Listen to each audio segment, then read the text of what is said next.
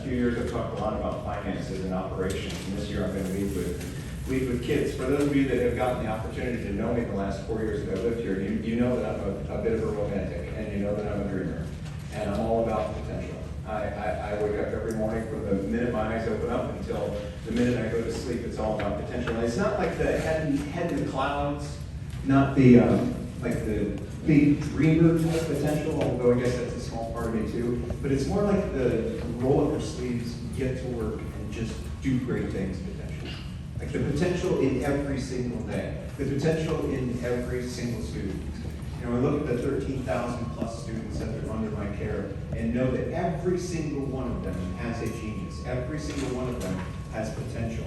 And we owe it to them to give them our very best every single day.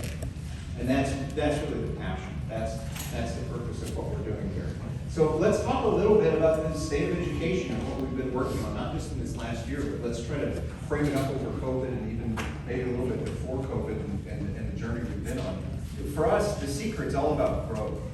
It's all about growth. Now, achievement data is important, and that's why a lot of schools look at their success. But if all you look at is achievement data in education, we talk about that as like post-mortem, right? It's after the fact, and it doesn't actually help us improve the quality of teaching and instruction and what's happening in the classroom. So what you're looking at on the screen is actually one of the things that not a lot of folks get to see or look at, and that is some of our growth data. We have myriad ways that we track growth, student growth, and how our kids are learning. But for instance, what you're looking at on the screen, the left side of that screen is a chart that shows essentially 3 tiers of student learning. Now we want our kids in the green. That means that they're on target where they need to be. Yellow is obviously a little bit of a warning sign. Red is a danger zone. So what you're looking at on the left side of the screen is fall data. And what you're looking at in the right side of the screen is winter data. And this comes from our Ames Web assessments. Now the interesting part about this test, the reason that this test is so important, is that the test changes from fall to winter. It's an arguably more difficult test that they're taking in winter than they were in the fall. But at the same time, we want to be able to make a movement on the triangles. And you can see here's just one example of where we've increased the number of students who are in the green, decreased the number of students significantly in the red, and decreased the number of students in yellow. So over the course of time, the story that we can tell ourselves is that from fall to winter, for this particular grade level, we've seen a number of our students make great progress getting a grade level. This is the type of data that we report on every single month in our administration report. We're always talking about student achievement data and the success of the district. Now, are we perfect? Of course not. COVID hit us hard, and it did have an impact on student achievement. I'm going to show you that in just a minute. But the point of the story is, and the story that I hope we tell in our community, is that we're actively tracking data on a regular basis, daily in the classroom, and certainly monthly and quarterly at the district level to make sure that we're making progress. But it's not just growth as it relates to students, it's also growth as it relates to our staff. What you're looking at here is something that we actually created. We invented this tool that doesn't exist. I guess there's probably some sort of proprietary interest in this, if we were to think about it. But essentially, it allows for our principals to walk through classrooms and assistant principals. And anybody who's in administration, you know, administration walks through classrooms and kind of sees what's going on. And they can, on their phone or on their tablet or on their computer, they can say, this is the thing I saw that teacher doing that I think maybe we should focus on. This is the thing that I saw that teacher, and maybe we should focus on this. And maybe this is the great thing that's happening, and so on and so forth. But then on the back end, we're tracking all that, right? We wrote the software to track what's going on so that we can say campus by campus, we know exactly what the needs are, and we're not just guessing. This is from administrators who are walking through the classrooms, essentially doing their rounds, if I could use a medical analogy. So you can see here, for instance, planning and preparation. That's something we need to, that's something we need to focus on a little bit. And so that's where we're going to push some of our professional development. I'm not going to touch that one. We're going to focus some of our professional development there, for instance, classroom management, as you might imagine, a place for us to focus. Community-based accountability is our conversation with you, the community. And this is not about the school. The school is leading to the conversation, but we're not leading through the conversation. This is something we committed to in our strategic plan when we wrote this nearly 4 years ago. And one of the things that we heard the community say loud and clear is that we want something more than just a state report card. We want to know what's the benefit for sending our kids to the public school. That's a fair question for the community to ask. What is the benefit? This is a question that not a lot of school districts ask their community, but we're asking it back to you. What is the benefit? What do you expect from us as it relates to kids who graduate? And so for us, where that culminates, what we're working on right now is the profile of a graduate. We've sent out a number of exchanges, we've run some task forces, we've involved community members, we're happy to have anyone who wants to be a part of this process. We've actually involved our students as well and said, what should the profile of a graduate look like? What things do our kids need to be able to do? Beyond just achieving in some test score or some metric, but like, what kind of people do we want them to be? What kind of workers do we want them to be? How can we best prepare them so that they can enter any one of our businesses and be successful? And the only way we're going to be able to hit this mark is if you tell us what mark we're trying to hit. Right? The way that this fails is if nobody gets involved. If everybody says, oh, Q, you'll figure it out. Like, you'll figure out what the mark is, and then we'll tell you whether or not you hit it. No, well, I'll hit the mark if I have to grade it, but if I'm hitting the wrong mark, that's not really helpful to you.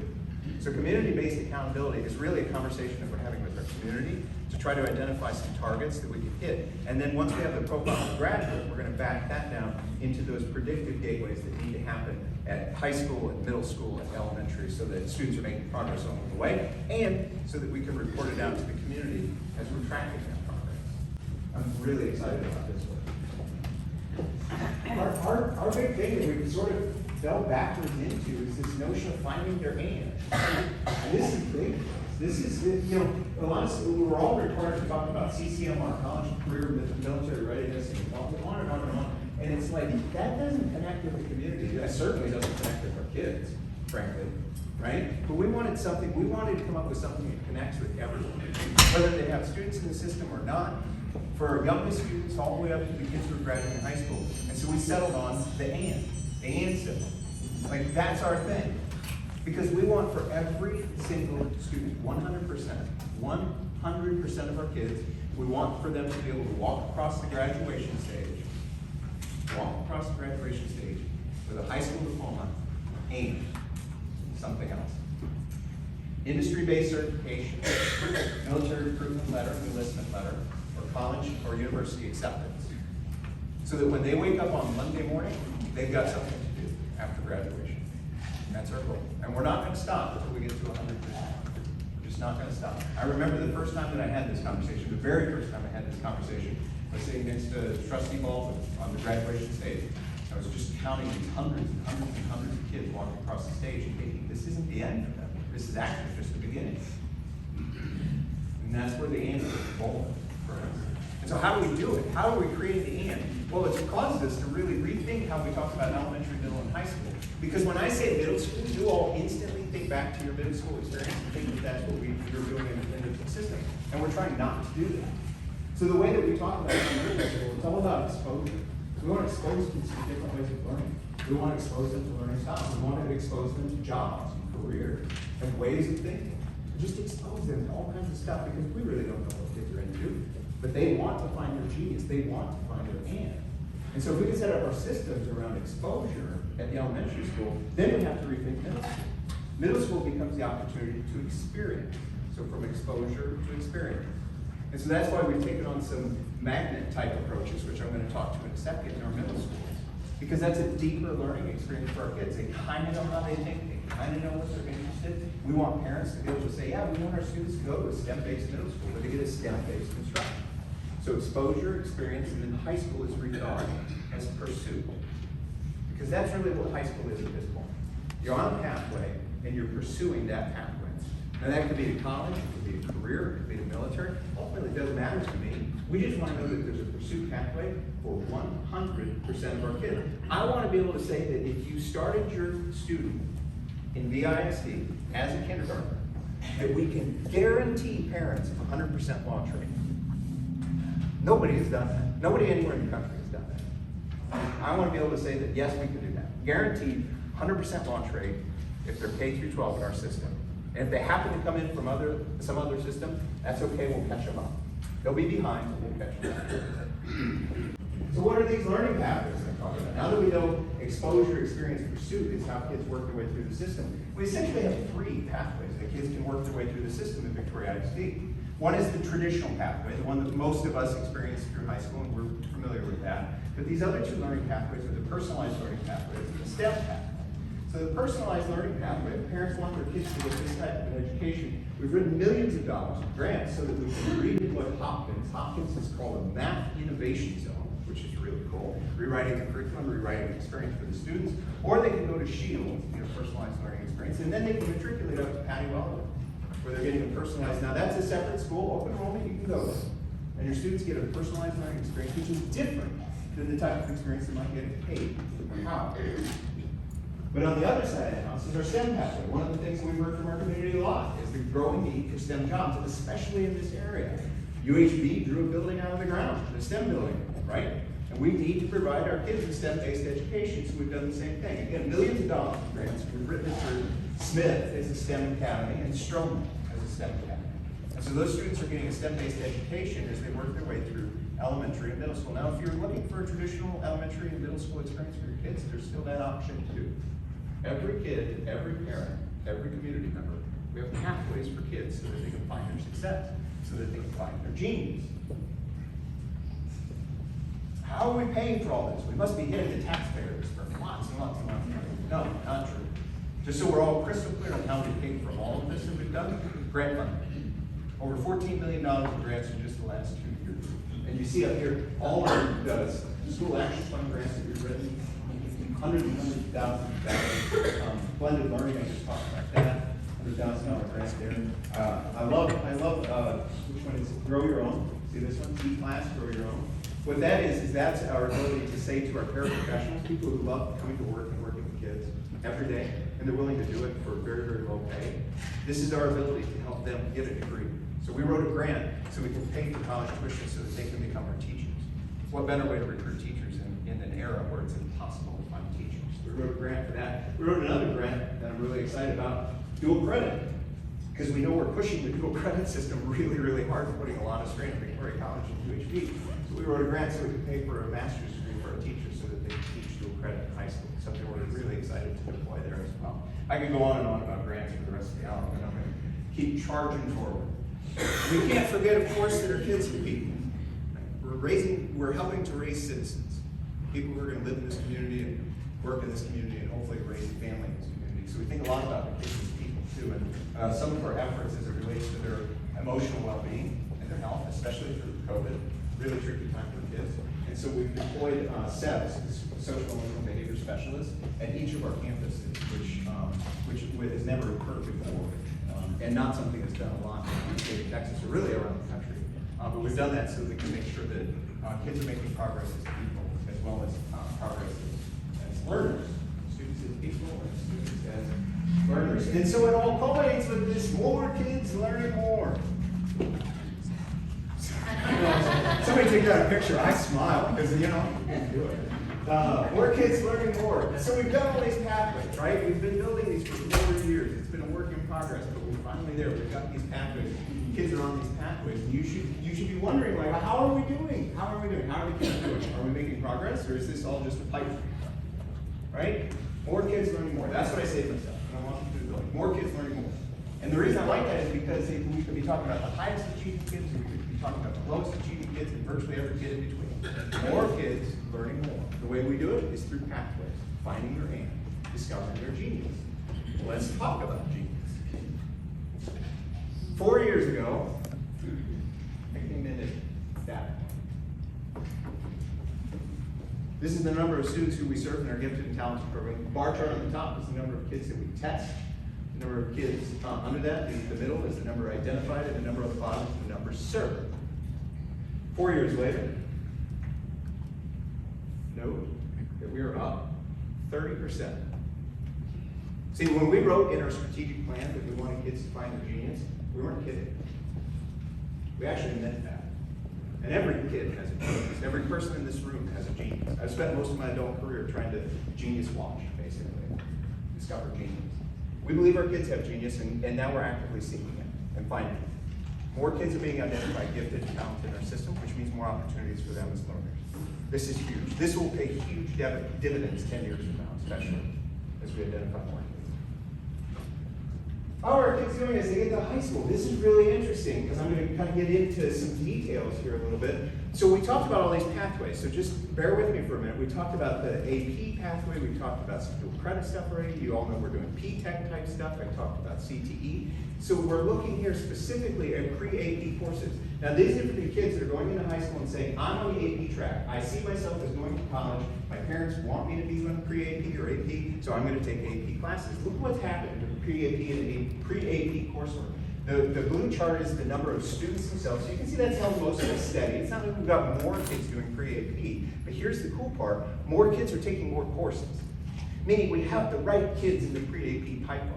They're really pre-AP driven, they're taking those courses, they're having success where they can find it, and so they're taking more of these courses. This is pre-AP. Now obviously there's a lagging effect with this particular indicator, so it's slightly different with AP, but here's the AP, and it essentially tells a very similar story. You can see the number of students is stayed relatively flat. It's declined a little bit, as we'd expect, as we've deployed other pathways. Maybe some of these kids said, no, I actually want to be in a P-Tech pathway, or maybe I want to be in a dual credit pathway. So a slight decrease, but nothing that we're worried about. But look at the number of courses, it's essentially held the same. Meaning some of the kids are self-selecting out of the AP pathway, but we're still taking more and more courses with the kids who are in it. So clearly we've got the right kids in the right pathway, and they're finding their success. How do we know they're finding their success? Doggone it, COVID, this is the one slide that I'm not gonna be able to brag all the way from start to finish.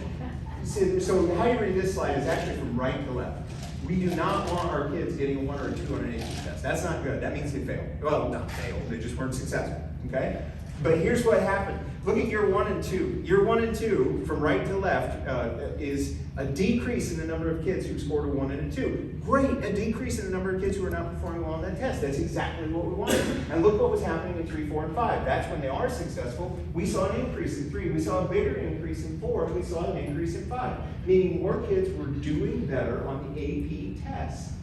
Fantastic. We're on to it. We've got some secret sauce. And then that last year, that's COVID. And that's what happened with COVID. And anybody who has a high schooler who took AP coursework, and I am a parent of a high schooler who took some AP coursework, AP was really, really hard during COVID. And this is no fault of our teachers and it's no fault of our students. But imagine that this is my classroom and 15% of you were gone on any given day. And we kept our schools open because we knew that's what the community wanted. And so the teacher has 15% of their kids gone on one day, and then that 15% comes back, but 15% of different kids have left the second day. Right? How do you teach every individual student along the way without losing some progress? It's impossible. It's simply impossible. Our systems are not designed to do that. Everybody around the country has seen what they call learning loss. Learning loss. We just call it unfinished learning. That's our word for it. But learning loss is very real. It's real for everyone. But we know we have the secret sauce, and we're going to be right back on track next year. How about AP? Let's look at the AP scholars. This is where you know it's working.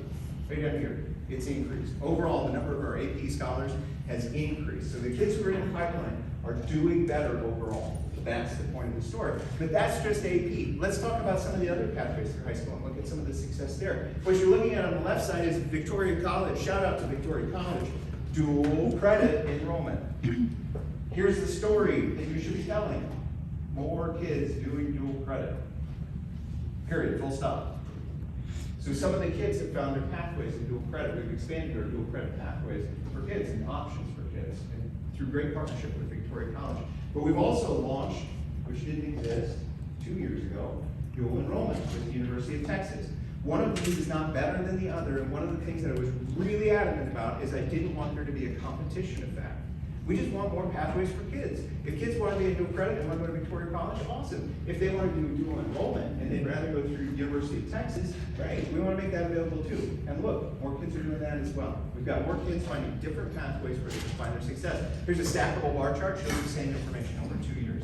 You see an increase, both dual credit and dual enrollment. The increase is about 25% for the kids who are taking dual credit and dual enrollment courses, and they're doing really well.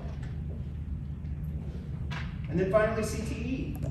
This is college CTE month. This is when we talk about it and celebrate it, so let's celebrate it a little bit. So CTE is what we traditionally think of for the more hands-on type learning, but it also is where our P-Techs fit. And so some things you should know about our CTE coursework. We have 11 career clusters, and they're listed here. If you're wondering which ones are officially P-Tech driven at this point, education, we've launched an education P-Tech, meaning a high school student can start as a freshman in high school and be thinking about education and earning their degree along the way so that they enter college already education bound for teacher certification, guess where they're probably more likely to come back and teach? Right here, because they have a family here. That's the way educators are wired.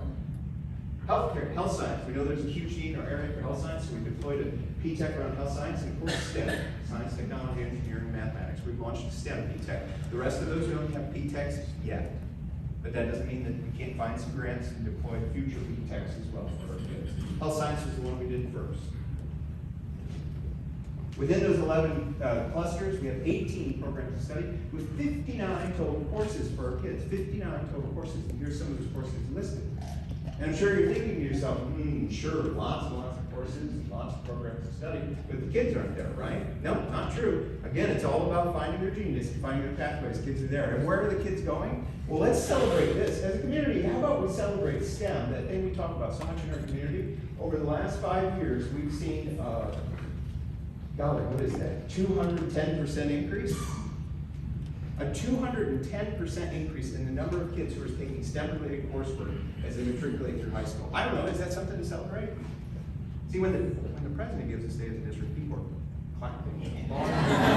Stand up for long periods of time. I'm just waiting. I know you're overwhelmed. You're just overwhelmed. Wow. But when you clap later, you tag me on Twitter.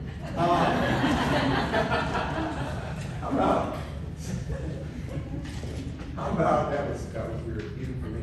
Education was ready. 38 kids. 38 kids. That was 38 teachers who were prepared. 38 kids who were interested in it. Look at it now.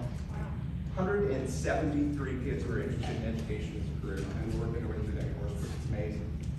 Look at architecture and construction. I know I got my construction people in the room. Shout out to the construction people. 10 kids up to 95. 800% increase. Now, smaller number of kids, of course, but still 800% increase. It's not bad. Here's some of our certification offerings listed. We're going to put all this online, by the way, so you can show your friends. You can print it out later, take it out to Walmart, share with people as you want to do. Another thing we want to show you is where are the kids? What are the courses taking and which courses aren't we taking because there isn't an interest or there isn't a need in our community. So we posted all that. I'm going to roll through these slides pretty quickly, but again, I want you to know that that information is available. You're welcome to look at it. And certainly if you have questions, don't hesitate to reach out to any of us. But you can see where our kids are, where they're working their way through the system, which we're really, really excited about. Again, it's just being responsive to data, using data as a flashlight, never as a hammer. So how are they doing on national testing? Well, let's look at ACT tests first at the top, SAT and ACT. You can see that the number of kids, this is the number of kids who are taking the test, not their scores. Number of kids taking the test. You see that great big drop off 2 years ago? You know why that was? COVID. Everybody, all the colleges said we don't need SAT scores anymore. What kid wants to take an SAT test if they don't have to, right? So just stop taking them. Well, okay. ACT, kind of a similar thing, but how are they doing on the performance? That's what's at the bottom, and that's what's more important. Look at the ACT performance. For the most part, it's up a little bit, slight increase. That's cool. Through COVID, an increase in ACT scores, not bad. SAT, a little bit of a decrease, but not substantial. So they're testing well. That's awesome. How about graduation? How are we doing on graduation? Let's look at our graduation rate. This first one on top, this is the graduation rate. This is the graduation rate of Isd compared to the state. 4 years ago, we were under the state average. We graduated less kids on average than we did the state. That changed 3 years ago when we met the state average. For the last 2 years, we've outperformed the state average. This year, we graduated 5% more kids than the state of Texas. Better. So let's just think about this. All these different courses, all these different pathways, and all the achievement. It's not like we kicked a bunch of kids out. We didn't tell them, okay, drop out of school, and then we can improve our scores. No, we actually kept more kids in. We kept more kids in who would have likely been dropouts, and they're finding greater success. Now that's a story we can tell, but if there's a story that I love more than anything else, it's the kids who are homeless. Look at our homeless kids compared to the state average for homeless kids. We outperformed the state average by 11%. Homeless kids, the kids who are least likely to graduate because they have insurmountable challenges in front of them, we outperform the state average by 11%. If you look at those numbers, here's what you're going to realize pretty quickly. Our homeless kids graduate at a greater percentage than the average for the state of Texas for all kids.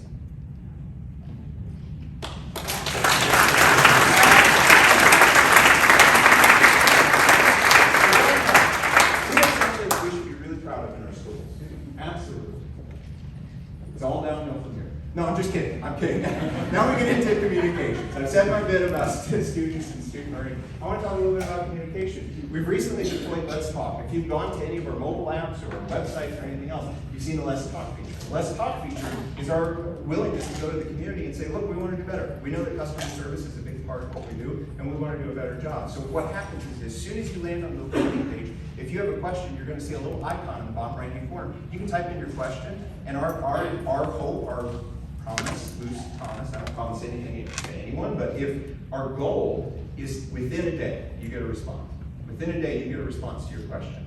And so we've deployed this new tool that does it. And then on the back end of that tool, and I know I'm talking to businesses here, so you're all going to know what I'm talking about, the Net Promoter Score. Everybody's talking about it in the business corporate world, right? So the Net Promoter Score is how likely is somebody to promote your business to someone else. More and more businesses are taking it on. I looked in the education sphere, and there's a single school district that's doing this because it doesn't exist for schools. And so we went to this company, Let's Talk, and I called up the CEO and I said, could you build us a Net Promoter Score? And he did. And so we launched it. So we launched our Net Promoter Score. So what you see here is what a parent said. Happy, had a reply first thing in the morning, thank you, very happy with the quick response to my question, and it was answered. Net Promoter Score of 10, perfect score, great. This is somebody who promotes our schools out in the public. Here's another one.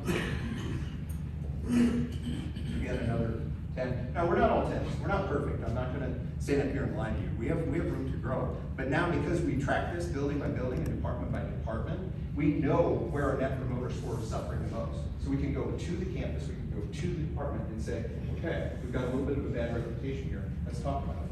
As an example, if you were a school district superintendent, you would know that the Net Promoter Score is likely to drop in the fall when we kick off school for transportation. That's where we struggle most. So I suspect that it's going to drop. But see, now we have the data to show how we can make progress with our community. I'm really excited about that. Did you know that we deployed a mobile app? You go to the App Store, you can download the Isd App. It has relevant information about the district, calendars, all the information you can possibly need. You can go there now. I see some of you doing it this very second, or you're checking email, that's fine. Several thousand downloads of the app. We're hoping that more people go there. It's a great way to get information. It's super user-friendly. So what you see here is the School Matters. If you haven't signed up for our e-school newsletter, it's super awesome. You get it delivered directly to your email. You just send us your email and we'll send it right back to you. It's an e-school newsletter, and still, I try to, every time I'm in front of a group, I try to remind everyone, if you want the best information about the district, truly the best information, the deepest dive about how we're making progress with our strategic plan, then you need to check out the website and go to the administration report. This is a report that we prepare for the trustees. I say we because the entire cabinet has writing access to it, and we prepare it for the trustees in preparation for our meeting. And it's laid out based on our strategic plan, so that you can read this like chapters of a book, each of our directions in our strategic plan, and then everything that we're doing to try to advance progress on that strategic plan. Now, typically these documents, just fully transparent here, they're between 30, 40, and sometimes 50 pages. Don't roll your eyes.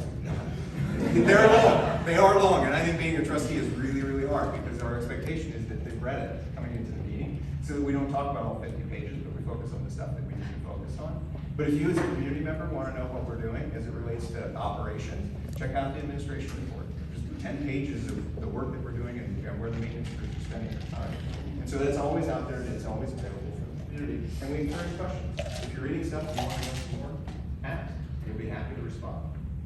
Our goal when it comes to transparency is unprecedented levels of access to both people and to information. I'm going to touch just briefly on finance before we begin to wrap it up. First, the grading. Here's the first thing I want you to know about the first rating. This first time that we scored 100 out of 100. Perfect score. We're audited more times than you can possibly imagine. We're audited by the federal government for our title funds. We're audited for special education. We're audited for how we spend FEMA money. We're audited at the state level for multiple grants. We're audited at the local level by local auditors. You know what every one of them says? Perfect. That's it. Perfect. If you want to know how to look at a school district really quickly and know about its financial health, you look at the fund balance. That's what you look at. You just look at the fund balance over time. I talk about it like it's a glide path of an airplane. Obviously, if it's going down, it's a problem. If it's going up too fast, that's another problem. So here's a look at the glide path over the last several years from before I arrived and as I showed up and in the last 4 years. Our glide path was dangerously low 4 years ago. It was like staring down the barrel of a chopper. This is not where a school district wants to be. It's where the state of Texas says it's in the tremendous danger zone because we don't have enough cash on hand to take care of the business that we need to take care of. We went through a massive restructuring effort. I know it was also hard on the community, and I want to honor that. Went through a massive restructuring effort. As many of you know, we rezoned about half the district so that we could squeeze out some efficiency of scale, economy of scale, with staffing and transportation, operations, and so on and so forth. We closed 4 campuses. These are things superintendents hate to do, but we knew it needed to be done because we were dependent on it. We had to get ourselves help. In this time, when in the years prior, it was 10 years prior, we were actually lower. Here's a great statistic that I think not a lot of people know. When you look at central office administration, people who work in central office, we're actually lower than the state average. So the Victoria community spent less on central office administration than the average school district in the state of Texas in these 10 years prior. And in these 4 years, we further cut central office administration by 30%. 30%. It's our commitment to put every single dollar that we can into the classrooms and into learning. It's just fact. It's how we've had to learn to operate. And so where that puts us is you might be thinking, oh my gosh, we have more money than we could possibly need. Actually, this is where the TDA says we should be. So that when the next hurricane comes, we're prepared. So that we can take care of business and keep moving forward. This is the money we should have in our reserves. We're all about talent development. Some of you know we've got a $6 million Holdsworth grant that pays out over the course of 5 years. It's basically building a leadership pipeline at Isd to do better work. And of course, our partnerships. I'd be remiss if I didn't mention some of our partnerships. I can't possibly mention all of them. But we've got C back in the room. I know we've got the Y in the room. Bud is back here. So we've got the Sheen Bus recognized. And just the great many partnerships that happen everywhere through our system. The one that I'm most excited about right now, presently, the one that I'm excited to talk about, is what we're doing with Victoria College and Liberty Academy. I know some of you have read about that, but if you haven't, 120 kids who are in the credit recovery program. These are kids who are on track to drop out because they have virtually earned no credits whatsoever, or very, very few credits. So they're future dropout kids. And when Stroman got shut down because of mold, and then Liberty got pushed out because the Stroman kids had to go there, I was without space for kids to learn, period. I was just without space. I had nothing on my plate that was available so that I could educate kids because they simply didn't have room. And Jennifer stepped up. She said, you know what, we've got some classrooms. We can take some of your credit recovery kids and we can put them there in college. And then through the genius that is her, I'm giving you full credit. It's a wonder question. I wonder what would happen if we took kids who were on a dropout track and enrolled them in college. Give them a fresh start. Let's see what happens. Maybe support them. Remove some barriers. 120 kids went over there in this little experiment for us. Do you know how many of them are signed up and are currently enrolled in Victoria College of those 120 kids? Would you be impressed if it was half? What if I told you the number was 120?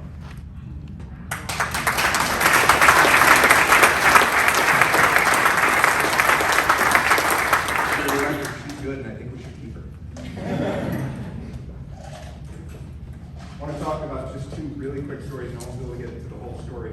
So I'm going to encourage you to go to our website and check it out, and I'm going to ask you for a favor. The gentleman on the left, Willard Simmons, he's a graduate VEHS of 15, and he went on to do some pretty cool stuff. He's in music. He's excited about music. Chased his career, chased his passion in music. He went to obviously college, and then he decided to get his master's. You know where he went to get his master's? Not a lot of folks know this. It's not something we celebrate in our community, which is really unfortunate. He went to Harvard. That's where he got his master's, which is pretty cool. Now he's teaching at Rochester University, professor of music. I think that's pretty cool. He's one of our featured alumni spotlight. Condre Holmes on the right there, that's an even bigger story. So a little bit further back, going back to 13, he grew up with 9 brothers and sisters, bounced from home to home to home, school to school to school, until he finally landed at VISD. And he struggled at VISD because they'd been bounced around so many times, and he honestly didn't know where he was going to sleep at night. One of those students who was set to get effectively homeless. Had no idea where he was going to sleep, and then he got connected to our Kids Connection Center and our homeless and dropout prevention recovery and all these great systems that we've built. And they came in and they loved on him, and they helped him remove barriers, and they helped him find success. And they got to scholarship night. He didn't know this, but they asked him to come to scholarship night. And then he stood up in front of that high school gym, and they gave him a scholarship to the U.S. Navy for $150,000. He comes back, he talks about the amazing experience, the life-changing experience that he had. Victoria, I see. And so I'm gonna ask you to help us tell this story and other stories like it.